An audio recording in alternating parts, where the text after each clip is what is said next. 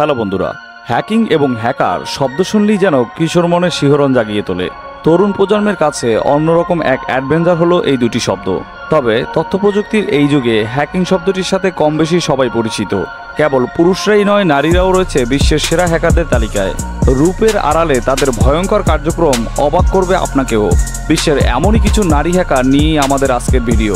তো চলুন বন্ধুরা, কথা না বেরিয়ে আমাদের আজকের ভিডিওটি শুরু করা যাক। Number 5, Xiao Tian. Xiao Tian চীনের একজন কুখ্যাত নারী হ্যাকার। 2200 হ্যাকারের চায়না গার্লস সিকিউরিটি সিস্টেম নামের একটি হ্যাকিং গ্রুপ খুলে মাত্র 19 বছর বয়সেই তিনি প্রসিদ্ধি লাভ করেন। গ্রুপটির প্রধান কাজ হলো গুগলের মতো ক্ষমতাধর সার্চ ইঞ্জিনের বিরুদ্ধে লড়াই করা। আর তাদের তীব্র সংঘবদ্ধ আক্রমণ এবং পারিপার্শ্বিক রাজনৈতিক কারণে গুগল কোম্পানি তাদের সার্ভিস চায়না থেকে সরিয়ে নিতে বাধ্য হয়। তবে মজার ব্যাপার হচ্ছে, জিয়াও টিয়ানের চলাফেরা ও সৌন্দর্যের জন্য তাকে দেখলে আপনার হ্যাকার মনে না হয়ে একজন মডেলই মনে হবে। তার নাকি হ্যাকিং এর পাশাপাশি মডেলিং এর উপরেও আগ্রহ রয়েছে। নাম্বার 4, জুডি মিলহন।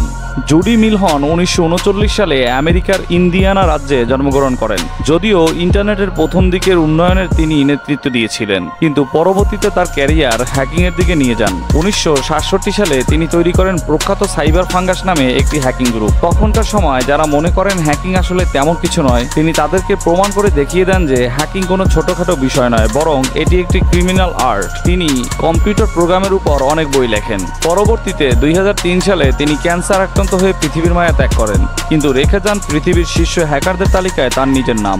Number 3, Kristina Vladimirovna.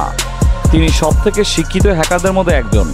তিনি টপ নচ নিউ ইয়র্ক ইউনিভার্সিটির ছাত্রী ছিলেন। কেবল হ্যাকিং দক্ষতা নিয়ে তিনি অনেক বড় বড় কোম্পানির কোটি কোটি ডলার হাতিয়ে নেন। তিনি তার তৈরি ট্রোজান হর্স ব্যবহার করে আমেরিকার হাজার হাজার ব্যাংক অ্যাকাউন্ট থেকে টাকা চুরি করেছেন। তার কিছু বিশ্বস্ত শত্রু তা জানিয়ে দিয়েছে যে তিনি অল্প কিছু মাসের মধ্যে প্রায় $3 মিলিয়ন চুরি করেছেন। ক্রিস্টিনা ভ্লাদিমিরোভনা নামক কালো তালিকাভুক্ত এই হ্যাকার বর্তমানে আত্মগোপনে রয়েছেন। Number 2, Raven এল্ডার।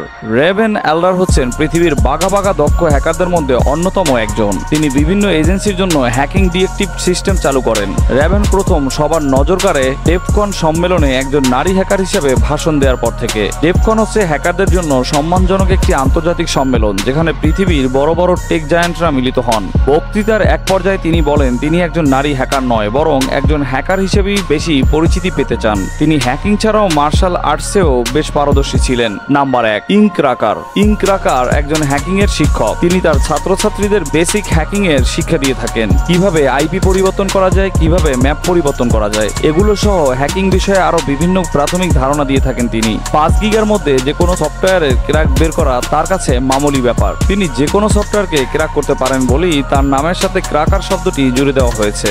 হ্যাকিং এর জন্য তিনি বিভিন্ন টিউটোরিয়াল এবং কোর্স করিয়ে থাকেন, আর এটাই হচ্ছে তার আয়ের প্রধান উৎস।